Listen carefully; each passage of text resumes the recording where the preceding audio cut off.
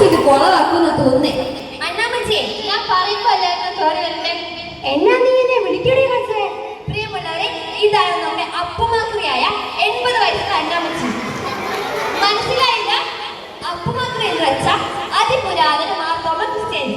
അപ്പൊ നമുക്ക് നമ്മുടെ പ്രിയപ്പെട്ട അണ്ണാമ്മച്ചി വീട്ടിലോട്ട് സ്വാഗതം ചെയ്യാം.